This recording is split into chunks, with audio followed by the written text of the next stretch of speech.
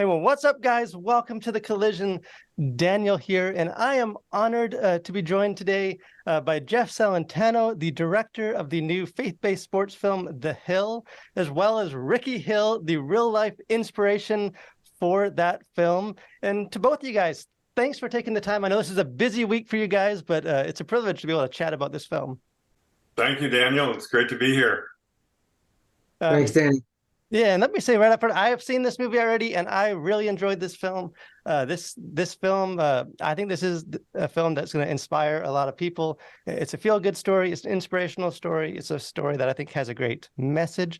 But maybe real quick, either one of you guys, if you want to, just for someone that maybe isn't familiar with this film, what it's about, kind of what the premise is.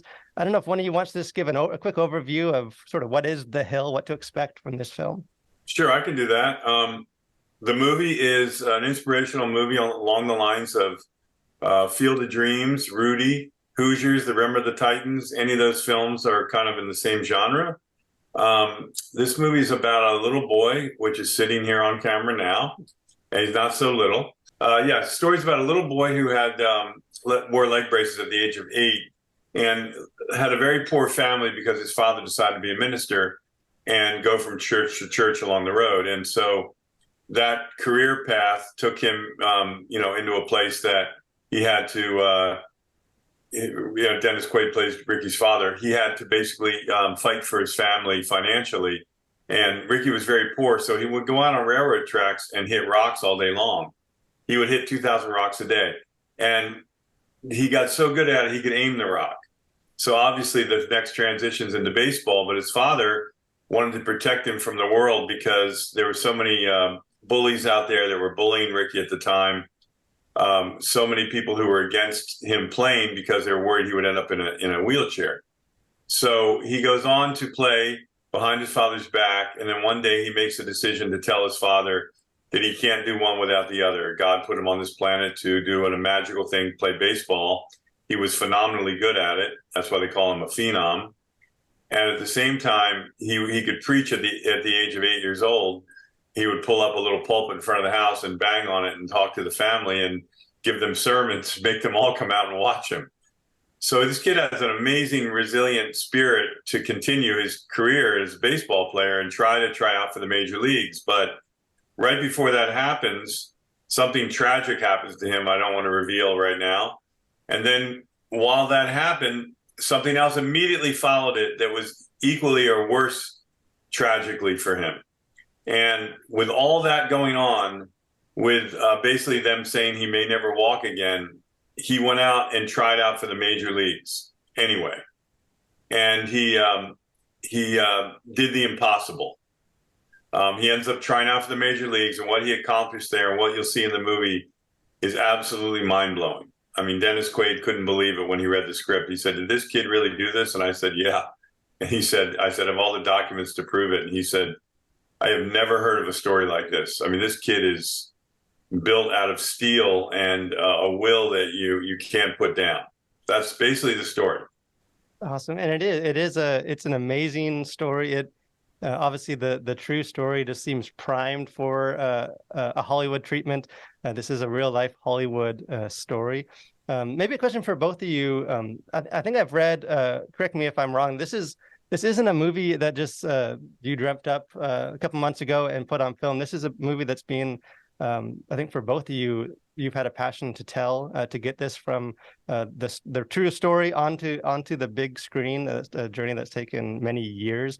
Maybe both of you can just share a bit about what was it about, Jeff, for you, about hearing Ricky's story that just, if there was anything specific that made you feel like, hey, people need to hear this story. This needs to be up on the screen. And then Rickey, just for you, what about your own kind of life journey, your story? You lived it, kind of motivated you that, hey, people can be blessed by hearing the journey that God's taken me on. Well, I tell you, it's kind of like my whole life's been a battle. Okay, it's just been this way my whole life. So I wouldn't know anything any different. From the day I was born to even afterwards, going through the leg problems that I had, then finding out I had a degenerative spine disease that was crippling. It wasn't the small, it was the crippling kind that even my grandmother and both of my great grandmother and my grandmother had. Both of them were paralyzed at 38 and 42 years old. That's not very old to be paralyzed in a wheelchair. So that's what I had to look forward to. So, but the whole time that I was getting, I felt like my whole life was kind of like beat up, but I fought every moment the same way Jeff did. Jeff fought when he read the script for the very first time. It's kind of I'll let him tell the story behind that because it's more inspiring when he tells it than myself. Because the odds of that even happening is even rare. The way that he and I even met was rare. But I was, we had one time given up on the film, supposedly, we thought, and but God had a big inspiration in our lives, letting us know that, hey, listen, you're giving up on nothing. And I've never given up on anything, ever. And this film, I knew it needed to be told, no matter what, because this film, I didn't go seeking to tell my film. I didn't go seek it. They came after me from Hollywood. I didn't sell it, didn't do anything. They came to me wanting to buy my story.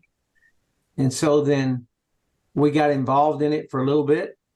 And those people were not the ones to do it. So I had to go back out to Hollywood, and I had to go start.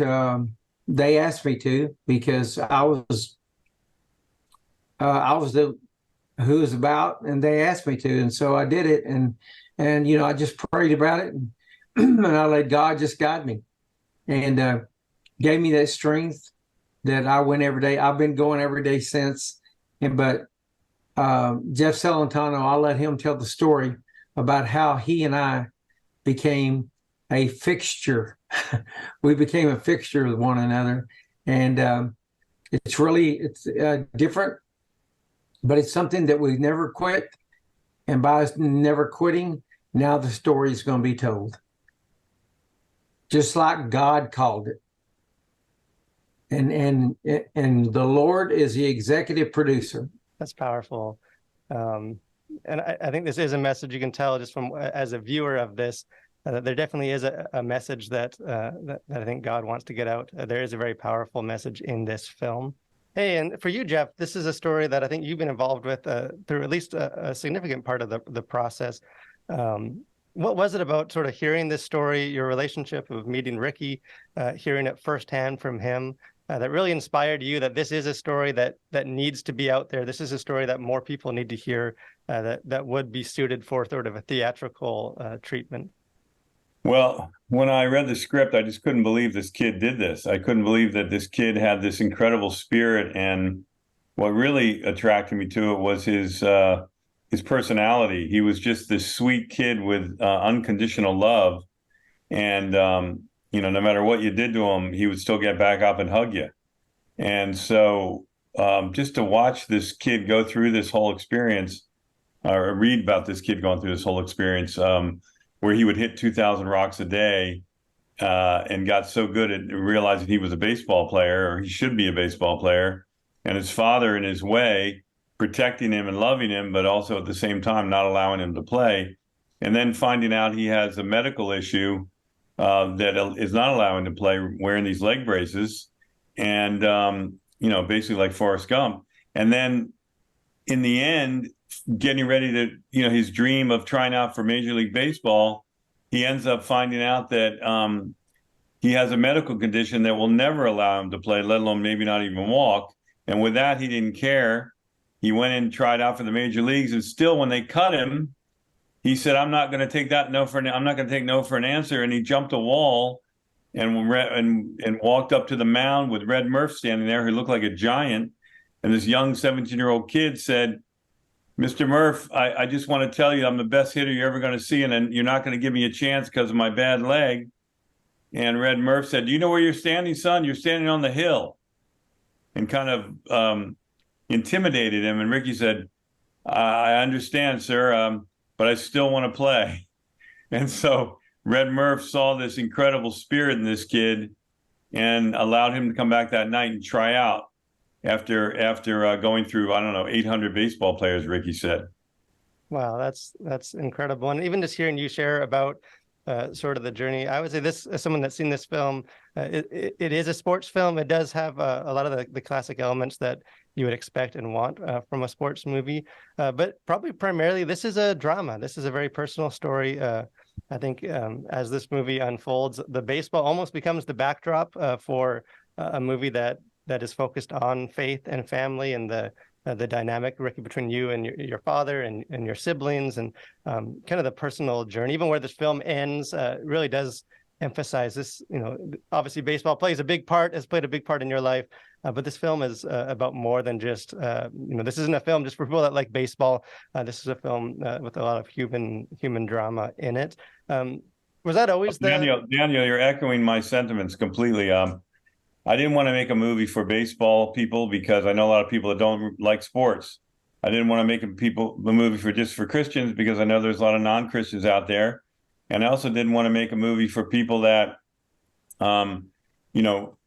weren't inspired. I wanted to inspire people. I wanted to make a movie that all people can go to, every age. My neighbor said to me, "Can I take my kids?" I go, "There's not a bad word in this movie, no violence, no nudity, no love scenes, nothing like that. It's just a pure inspirational story like the movie The Notebook or Seabiscuit or Rudy, Field of Dreams. It's just got a beautiful lyrical feel like the old Disney movies that we used to love." Yeah, very much. This is a film that does center in on that. Rickey, is that something that you, as you're connecting with, how to get this movie made and working with Jeff, was that part of your vision as well, to center this on your journey, on your with your dynamic with your father? There's some heavy stuff in this film. I know there's some stuff that maybe was painful or to revisit for you. Was that your vision for this film as well? Well, the vision that I had in the film, he superseded that. He even came. He got up to the plate. He had a grand slam on everything that he did.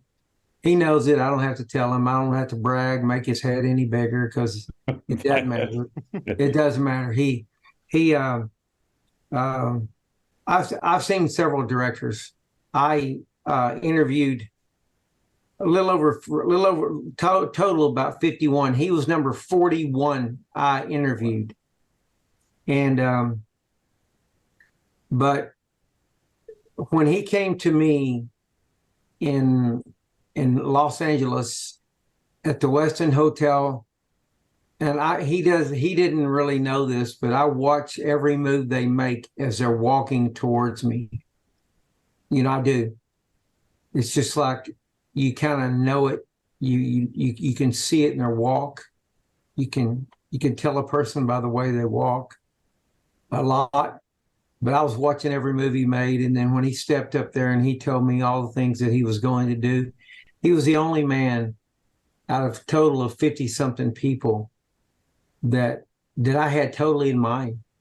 He was the only guy that came. He came ready, and he was fired up more than I was. And I still am, Daniel. And he still is. See, he still is. He's me. He's me. I don't stop sharing this movie with everybody. I tell everybody I meet about it. I've never done that with any movie I've ever made. I went to church yesterday and had it screened in front of the whole church.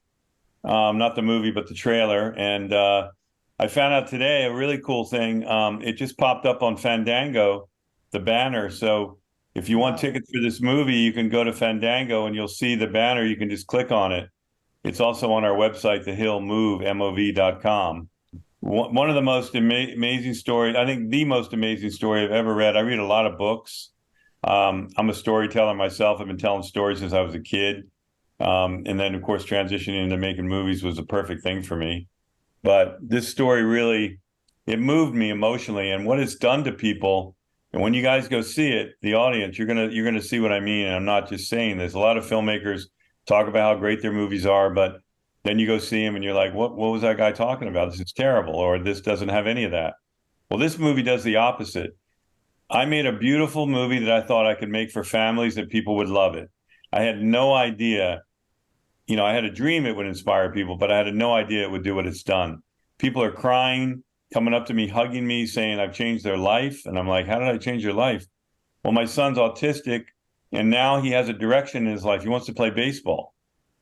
Another person said their son had cerebral palsy, and it gave her hope, gave her inspiration that she could get her son to do anything. And gradually he's getting better and better and learning things. So this movie's touching people in ways I never imagined.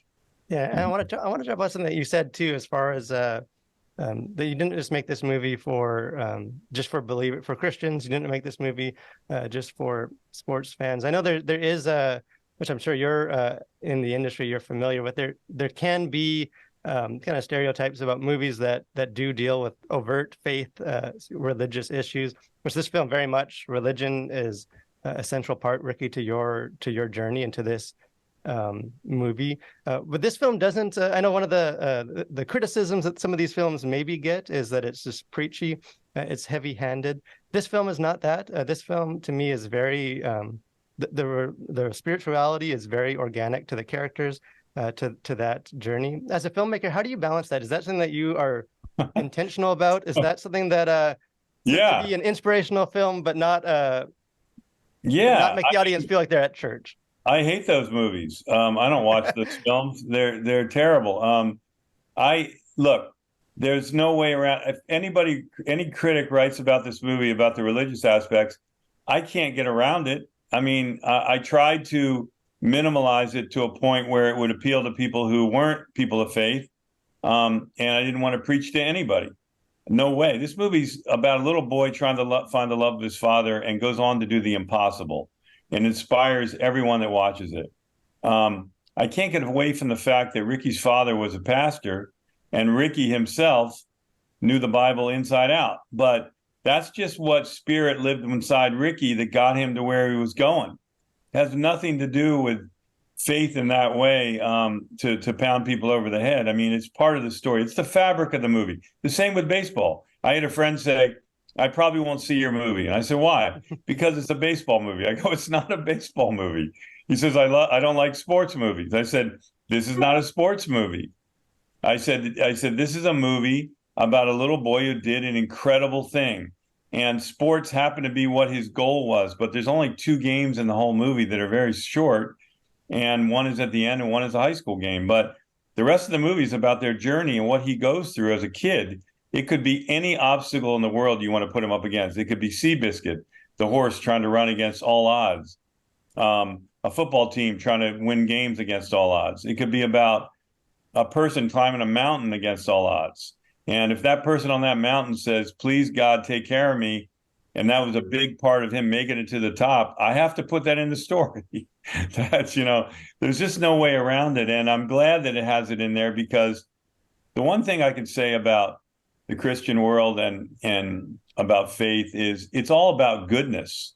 If you don't like goodness, I don't know what to tell you. I can't change that. But I try to make a movie that would warm people's hearts and touch them.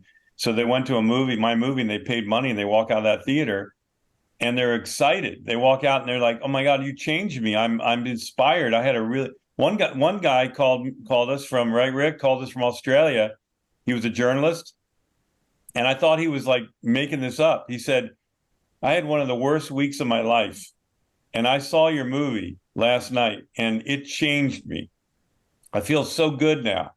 It just uplifted me. And I said, is that something you're supposed to say, or did you get paid to say that? Yeah, I thought it was a joke. I thought it was a joke at first. I did too. And he said, no, this movie is so special, you can't even believe what it did to me. And you won't know it till you see it. He said, I didn't think I'd feel that way when I saw it. I just thought it was going to be another good inspirational film. But this movie's on a whole nother level.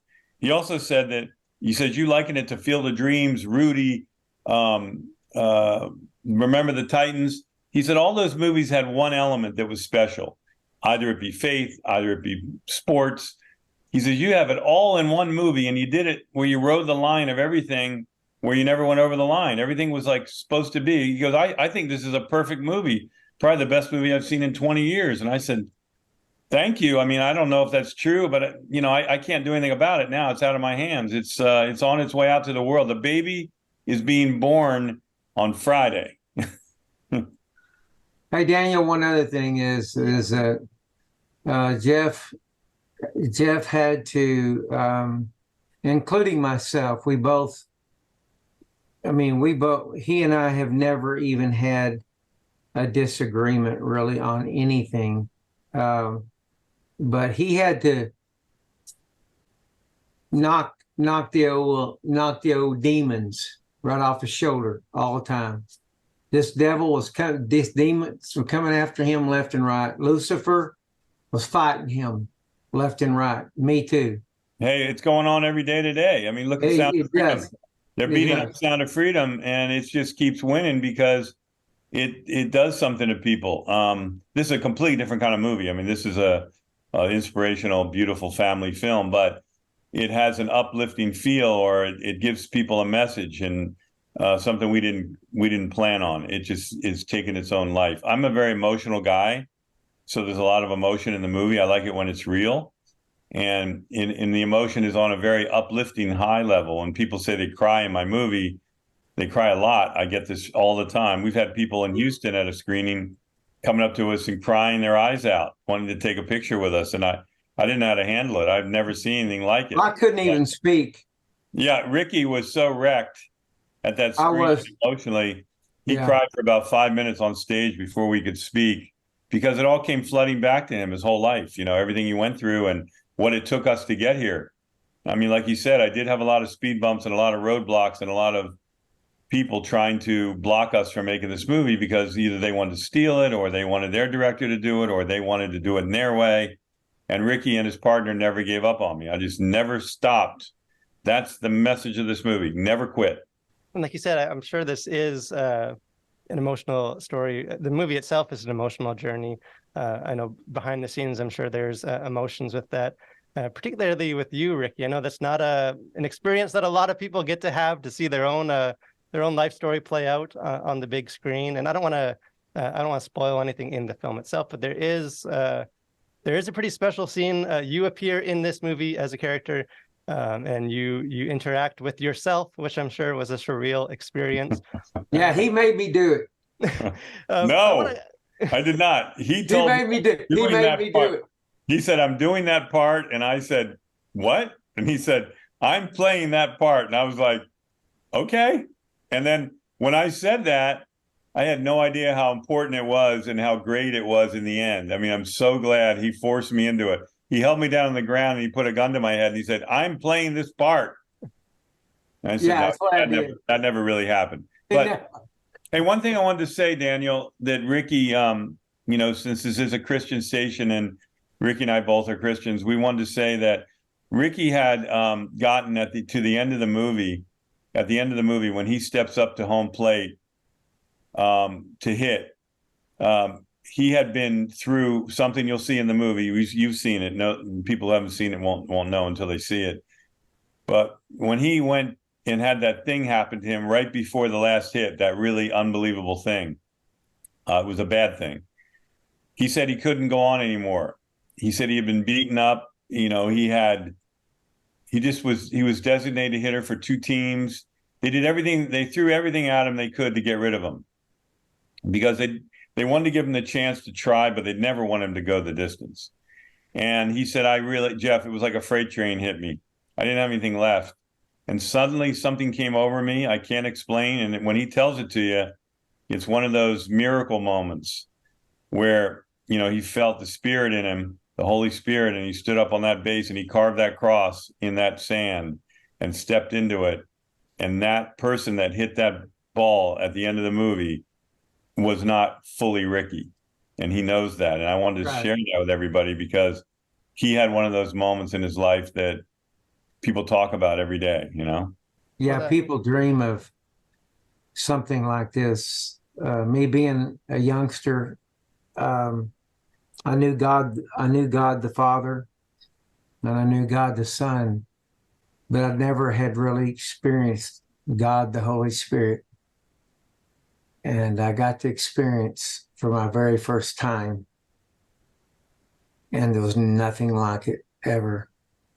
I'm glad this is a Christian station because I get to elaborate and tell something that you just don't get it given to you, because you have to ask for it. The Bible says so. Ask and it shall be given unto you. If you don't want to ask for it, you're never going to get it. And the thing is that I realize this, this movie is it's faith divine, even though he at the time doesn't even see it himself, but he was being guided himself. His talents were coming out. Like, I watched him, and am I a critic? Yes, I am. I want everything perfect. I do. But he came out, and I'll say this word that only a few people in baseball, because they put me one time in headlights in the newspapers, and it said, the headline said, Hill shines. Well, in this case, Celentano shined. He put out a work that I just sat back and watched. I just watched talent at work. But I also know that he also had the Spirit of God that he might not even realize it, but it was helping guide him in everything he did. So I was very, very proud of that situation. It came to play, made it easy for me, made it very easy to just watch, except the hardest part was watching some of the scenes with my father. That was the hardest part. Well, listen, Danny, I want to say something that everybody should really listen here. This is the most important thing about this interview, I think. We could even wrap it up on this if you like. It's up to you. But I want to say that every one of us have those times in our lives where you go through some sort of tragedy and you say, why did this happen to me, God? Why have you done this to me? Why, I've done everything I'm supposed to do. I've been a good person. That was Rickey. He did everything he could possibly do. And he got to that point where he was questioning, like, why have you done this to me? Why have you taken I've done all this work to get to this point. I only played 5 seasons. And you've got me to this point, and now you're taking it away from me. I don't understand. And Rickey said he never understood his whole life. He still had his faith, but he questioned that, and he never could figure it out until about a week ago when he realized this movie's coming out, and that was the reason why he had this happen, because he would have never been able to tell his story, because there wouldn't have been a story. It would have just been, he did the impossible, got signed, and went on to have a career. But the fact that he had all these problems physically is what makes the story so compelling. Pushing through the impossible. We see it all the time. We see people with no legs surfing. We see people skiing with one leg. Those people are a spirited group of people, and people need to study and watch them if they have anything in their life they doubt. And that's what Rickey had. And he finally realized last week, I was born on this planet not to play baseball, not to preach. I was born to share my story with people, to touch people's hearts and change them. And that's what he came to believe. Yeah, and I know you were praying. I know I'm praying that I think this is a movie that can do that. It can inspire. It can speak to a lot of different people. I encourage you guys, if you guys are watching this August 25th, this movie comes out this week. It is a film that's worth seeing, not just to support it, but because I think you will be edified and blessed by it.